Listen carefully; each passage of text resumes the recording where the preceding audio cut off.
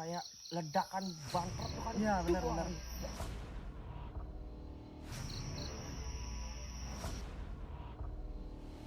Nah, kita balik lagi ke rumah sakit ya. Mbak, wih.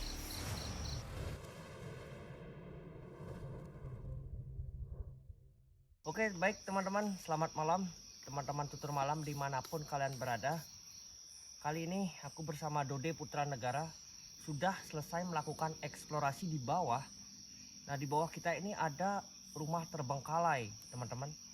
Dan sekarang saya di sini di depan api unggun bersama Dode sedang ngopi santai sambil menikmati suara-suara alam dan interaksi-interaksi makhluk astral. Dari tadi kita sudah diganggu oleh beberapa kali suara, ada suara tangisan, ada suara dentuman, ada suara geraman. Pokoknya luar biasa sekali interaksi di area ini. Sebelum lanjut cerita, saya mau bertanya sama Dode dulu. Dode Putra Negara, hostnya Tutur Malam. Dode, Ya, gimana perasaan Dode waktu tadi tak ajak eksplor ke bawah? waktu berdua nih. Ya, Yang pertama waktu pertama turun sih biasa aja ya, kayak biasa kita eksplor tuh. uh-uh. Seperti yang pertama waktu kita turun tuh rasanya biasa. Terus sampai di tempat kita ini, Uh-uh. tempat kita bikin api unggun ini, Ya, hawanya udah beda. Nah. Lagi kan, ada suara lagi teman-teman. itu hawanya udah beda. Kayak gimana ya, rasa mungkin wajar ya, manusia itu kan biasa memiliki Takut. rasa ketakutan kan. Nah itu tiba-tiba muncul rasa takut, itu tiba-tiba muncul atau Luar biasa ya. ya. Kalau rate Dode, dari sekian banyak kita melakukan eksplorasi kan ya, rate-nya dari berapa nih? Dari 1 sampai 10 berapa rate-nya untuk 10 interaksinya? interaksi dan rasa gimana ya, Membuat kita takut ya? rasa takut. Vibes-nya kan ya? Aku udah beberapa kali loh terjun ke tempat-tempat angker ya, yang bisa dibilang angker katanya tempat apa, tapi di sini rasanya Beda ya? beda banget anjir. Dan sengaja saya ajak dia untuk ngopi malam ini di sini sambil kita bakar buat api unggun ya teman-teman, biar kita dapat vibes horornya itu seperti apa. Nah, Dode, Ya, katanya Dode mau cerita tentang pengalaman pribadi nih, pengalaman horor terutamanya. jadi gini teman-teman, aku punya satu cerita, yaitu dulu pernah aku nonton satu kisah santet ya, bisa dibilang santet ya waktu itu. Santet cetik ya mungkin ya? Atau Bukan santet? santet yang kayak di Jawa ya, yang dibilang. Pernah aku nonton satu video dulu tentang ciri-ciri adanya santet, bahwa ada santet di rumah kita gitu teman-teman. Dan kejadian yang aku alami ini persis ya seperti apa yang diceritakan dalam video tersebut. Oh, terus? Waktu itu malam ya. Waktu itu malam sekitar pukul 8 malam. Pukul 8 malam? Pukul 8 malam. Seperti biasa, tidak ada apa-apa. Aku habis makan sama keluarga, sama ibu, sama adik. Dan kita di sana makan ya seperti biasa, kita ngobrol-ngobrol, kemudian kita tidur sekitar set jam 11 malaman. Dari jam 11 malam itu suasana rumah itu udah kayak beda, Nata. Beda. Udah kayak gimana ya? Kayak sepi. Tidak seperti biasanya lah. Ya kayak. Nah, oke. Jadi di suasana di ya, rumah rasa itu rumah itu. Tapi di rumahku itu ada beberapa keluarga yang diam di sana. Jadi kakaknya itu ada banyak di rumahku. Ada Jadi banyak. rumah kita dempetan kayak gini ya. Gimana ya? Ini rumahku, ini rumah saudara, ini rumah ponakan gitu pokoknya. Ya, kayak ya. gitu. Satu pekarangan itu banyak Ya benar. kakak lah.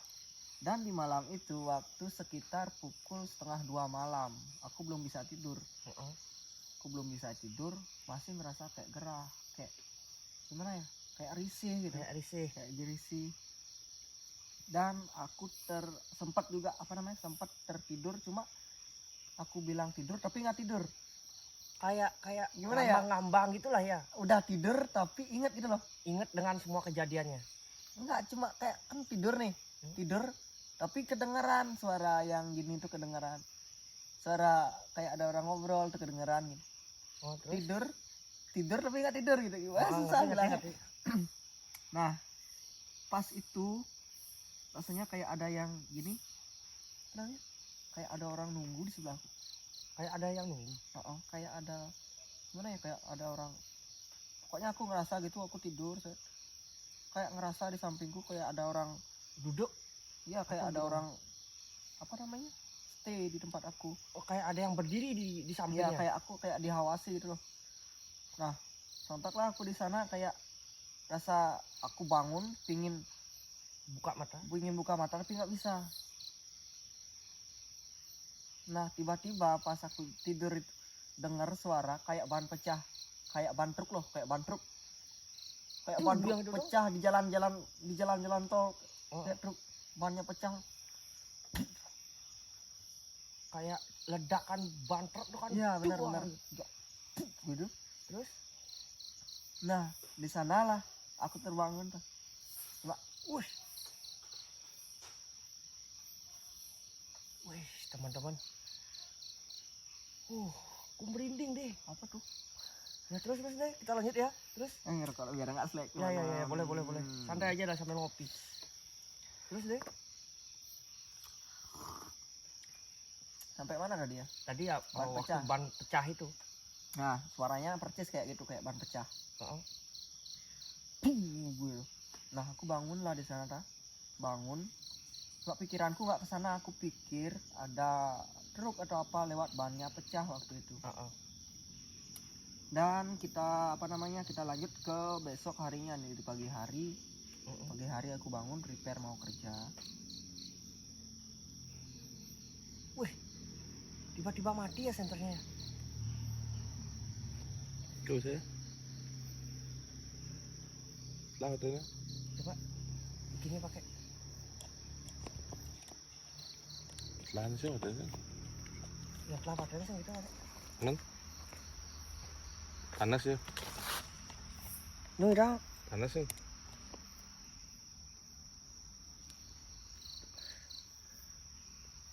Panas sih.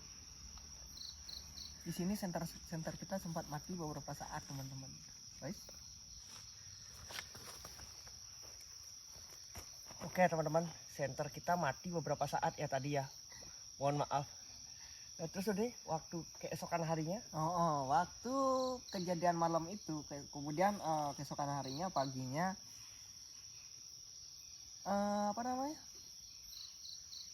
keluargaku yang lain cerita bahwa di belakang rumah itu semuanya cerita sama seperti rame katanya.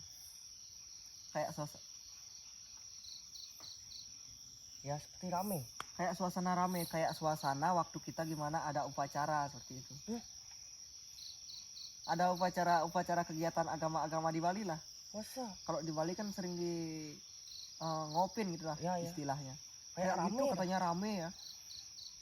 Rame, dan nggak ada satupun keluargaku yang berani keluar waktu itu. Malamnya itu kan. Sontak aja aku berpikir di sana. Heeh.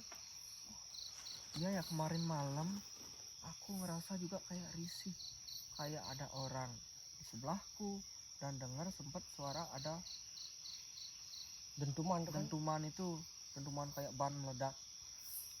Nah, Terus kemudian kita cerita sama keluarga ya. Nah, aku juga sampein itu, dan mereka bilang udah mungkin apa gitu. Dan aku seperti biasa prepare pagi, bangun, setelah ngobrol-ngobrol itu aku langsung mandi, prepare kerja. Setelah itu jam berapa itu? Sekitar jam setengah 2 Siang. Jam setengah 2 siang aku udah di tempat kerja, ditelepon sama teman bahwa ibuku sudah di rumah sakit. Jam setengah 2 siang ditelepon bahwa ibunya. Sumpah Bahwa vibes-nya ibuku bagus sudah sekali. Bahwa ibuku sudah di rumah sakit waktu itu, ditelepon. Ditelepon udah waktu itu. Dengan paniknya aku di tempat kerja. Aku masih posisi kerja, masih pegang alat kerja. Ditelepon ibuku katanya di rumah sakit. Kaget dong, sontak aku Iya. kaget. Wih, nak, kalau bahasa Bali nak, nak kengken ibu ada bisa ke rumah sakit gitu. Padahal kemarinnya tuh biasa-biasa aja kan, nggak ada Iya, gejala. biasa-biasa, dan paginya itu pun biasa kita cerita-cerita tadi paginya dengan keluarga-keluarga yang lain. Kita cerita-cerita. Nah, kemudian aku bingung, apa ibuku ke rumah sakit. Langsung dah aku permisi dari tempat kerja, langsung aku menuju ke rumah sakit waktu itu. Dan aku dapati ibuku sudah dengan keadaan bibirnya kayak orang stroke, udah kaku, Udah kayak apa namanya, iya, kaku. bengor ya, bahasa Balinya Iya, bengor ya. ya. Udah gitu, udah kaku. Mereng lah, miring lah bibirnya, posisinya itu ya kan. Nah terus ya, Aku kaget lah waktu itu. Aku kaget. Terus setelah itu sudah aku dapati ibu udah di rumah sakit. Kemudian kakakku cewek, ada saudara cewek, dia cerita bahwa ibu tadi jatuh katanya. Jatuh langsung. Awalnya katanya ibu masak ya. Awalnya ibu masak seperti biasa, masak pagi. Setelah itu dapat nyuci katanya sekitar jam 12-an, jam 1-an dapat nyuci. Kemudian ibu katanya apa namanya, tenaganya agak sedikit lemas gitu. Terus ibuku mau jalan ke kamar, tiba-tiba jatuh. Jatuh, dan di rumah katanya nggak ada siapa. Kemudian syukurnya waktu itu ibuku bawa HP waktu itu. Kemudian nggak tahu kenapa bisa katanya mencet HP. Kemudian yang dipanggil itu ada saudara, belum apa nih? Dengan dengan dia sembarang gitu, asal mencet. Nah, pas yang dipencet itu kakakku yang di rumahnya sebelah timur, dekat nih, sebelah tembok, tetangga. Tapi masih ada hubungan keluarga. Nah, diangkatlah sama itu, cuma diangkat dan nggak ada suaranya katanya, cuma gitu aja katanya. Ibu seperti itu. Kata itu suara, panik lah, langsung lah kakaknya itu, saudaraku itu langsung katanya ke rumah, dan didapati ibu sudah di bawah tergeletak dengan posisi pegang HP, udah kaku. Langsung katanya kakakku panggil bantuan ke tetangga, langsung dilarikan ke rumah sakit. Waktu itu sekitar jam 1:30 sore. Nah, kita balik lagi ke rumah sakit ya.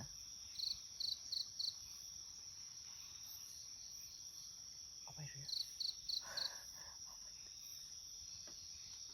Oke, kita anggap landak lah. Oke, kita kembali lagi ke ceritaku yang di rumah sakit. Waktu itu aku baru tiba di rumah sakit, aku dapati ibu udah dengan posisi yang gitu, udah yang kaku. Kemudian aku udah urus semua administrasinya dengan tanggungan itu, udah urus. Nah, sebenarnya anehnya lagi, setelah beberapa jam kemudian ibuku udah nggak gitu lagi, udah biasa. Udah sehat kembali. Setelah itu pengecekan dokter biasa, cuma ibuku disaranin buat rawat inap selama 3 hari. Berarti ibunya Dode disuruh rawat inap. Dan anehnya lagi, ibu cerita waktu itu kayak ada yang megang katanya. Kayak ada yang megang. Dan seolah-olah badan beliau itu nggak bisa bergerak, kayak kaku, kayak dikunci ya. Iya, terus kayak ada yang nusuk-nusuk kakinya, terus di belakang punggung lagi ya. Setelah dengar suara, baterai lagi, lampunya lagi redup ya. Sebentar ya. Oke, lanjut udah ceritanya. Sampai mana tadi ya? Sampai lupa aku. Sampai ibu Dode ditusuk-tusuk sehat. ya? Ditusuk-tusuk. Ditusuk-tusuk. Nah, ibu aku cerita waktu itu udah siuman sekitar sore lah. Sore udah siuman, dan katanya itu udah kayak kakinya kayak dipegang, kayak ditusuk-tusuk, terus di belakang ini ya kayak itu kayak ditusuk-tusuk katanya. Terus pantesan aja pas siangnya itu pas sekitar jam 2-an itu ibuku terus gitu gini dia. Kesakitan ya? Cuma gini gangannya nggak bisa bergerak, cuma bisa matanya aja kodok-kodok. Terus? Itu udah katanya kayak rasa ada ditusuk-tusuk katanya. Terus dokter nyaranin buat rawat inap di sana 3 hari. 3 hari. Setelah hari kedua dan hari ketiga ibu udah sembuh total. Pada saat hari kedua dan ketiga itu apakah ada gangguan yang dirasakan sama ibu? Untuk di sana di rumah sakit enggak. Aman ya? Aman semua. Bahkan merasa lebih lain kayak di rumah itu suasana kayak Mencekam ya? mencekam. Terus Kemudian setelah 3 hari setelah hasil pengecekan itu pulang dari rumah sakit sekitar jam 7 malam. Setibanya aku di rumah waktu itu sama ibu naik ke rumah mau masuk pintu, di depan pintu kamar ada seekor ular. Ada seekor ular Ada seekor ular kecil di depan pintu kamar. ya, ular kecil warnanya hitam. Ular kecil warna hitam. Terus? Nah pas itu aku sontak kaget sama ibuku, wah ada ular. Langsung dah aku inisiatif buat gini ngambil serok sama sapu. Mau kutangkap gini, ularnya nggak gerak dia. Males ularnya. Tanpa pergerakan aku bawa dia gini, aku buang di jalan. Di seberang jalan ada di got di seberang jalan aku buang. Dan setelah malam itu rasanya di rumah tidur lagi kayak sama Keadaannya sama. Kemudian lanjut lagi besok malamnya lagi ditemukan ular. Ada ular lagi. Berarti ini ular kedua yang ular ditemukan? kedua pindah ke samping kamarku. Samping kamarnya. Terus? Ular kecil. Kemudian masih suasananya masih sama seperti yang kemarin. Masih tetap ada gangguan. Masih. Suara-suara Kayak ada orang jalan. Sak. Kayak aku tidur cek rasanya gimana gitu. Terus? Dan di hari ketiga, hari berikutnya, di malam hari aku keluar dari kamar, ularnya ada lagi. Ada ular lagi? Nah, ada ular lagi. Berarti ini udah ular ketiga nih? Ular ketiga. Di sana aku kesel dong. Ini ular beneran, ular apa sih? Dalam pikiranku. Sontak aja, aku ambil sandal aku langsung aku injak ularnya. Kecil ularnya aku injak sampai dia mati. Dia masih gerak-gerak dia gini. Terus aku sumpahin ularnya tuh. Aku giniin ularnya. Kayak bahasa Bali. Yan mulo cimai ngabo penyakit, jaddo cibin main-main nah. Terus cara sing tayen kan nyakitin sing tayen. Adik nyakitin cang mai. Nah, dari bahasa Indonesianya seperti ini ya. Dode itu berkata sama ularnya itu ya, kalau kamu mau nyakitin keluarga ini, jangan lagi. Suara lagi teman-teman. Jangan lagi kesini untuk nyakitin keluarga ini. Jadinya ularnya tuh dipites sama Dode. Nah terus Dode? Aku injak ularnya. Setelah itu ularnya mati, aku buang lagi di seberang jalan di selokan. Dan malamnya itu aku tidurnya nyenyak. Setelah kejadian Dode nyenyak ular itu. Dan aku teringat sebuah aku pernah nonton Cerita. video itu, cerita tentang santet. Cerita tentang santet. Aku baru sadarnya baru itu dengan isi video itu. Kemudian aku cari-cari lagi tuh videonya.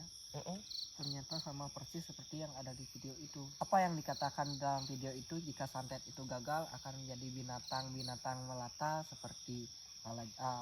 Seperti ular dan yang lain-lain katanya dalam rumah. Dan jika ada katanya orang-orang yang mengirim santet, kemudian santet itu berhasil, itu akan meledak di atas rumah kita katanya.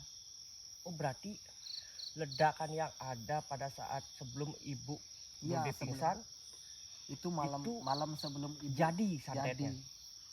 Makanya ibunya Dode sakit. Ya. Nah terus setelah hari kedua, ketiga dan keempat setelah ibu pulang, santetnya tuh nggak jadi. Makanya santetnya tuh berubah jadi ular kan seperti itu jadi. Mungkin seperti itu ya yang aku gini. yang aku tanggapi dalam Ah, video itu. Dan kebetulan, apa hanya kebetulan atau apa aku nggak tahu ya. Dan berusaha nggak ibu diajak berobat ke orang pintar? Nah, dan ibuku juga gitu ya. Setelah kejadian itu aku cerita-cerita, ibuku punya inisiatif buat bertanya ke orang yang tahu lah, orang pintar lah bahasa Balinya di Bali. Orang apa namanya itu meluasin gitu. Ya meluasin. Nah, Bertanya ke orang pintar. Katanya itu ada yang nggak suka sama keluarga aku karena mengingat lagi ibuku itu tukang pijat tradisional Bali, cuma memiliki kelebihan. Ada yang sakit, ada yang menyakit. Misalnya Nata nih, misalnya Nata sakit apa-apa, terus sakit itu dibuat-buat oleh orang ya. Misalnya kayak biar kamu sakit nih, terus dibawa ke ibuku dengan kemampuan yang ngurut atau gini, syukur, puji Tuhan mau sembuh. Itu jadi katanya ibunya Dode ini pijat dan juga terapi non medis ya jadinya. non-medis. Iya. Tapi ibuku orang nggak tahu apa dia. Cuma dia mungkin berdoa aja. Mungkin gini dia mau. Doanya itu ngena jadinya ke orang yang diobatin kan seperti itu. Nah itu katanya yang menjadi cikal bakal penyakit orang itu. yang nggak suka itu ngirim santet ke ibunya Dode kan seperti itu ya. Tapi syukur puji Tuhan sampai saat ini ibu masih sehat. Astung karo sehat walafiat, dan nggak pernah terjadi apa-apa, dan aku nggak ngarapin lagi kejadian hal itu. Seperti itu. Dan semoga kita tetap ada di lindungan Tuhan yang Maha Esa, itu sang yang dewasa.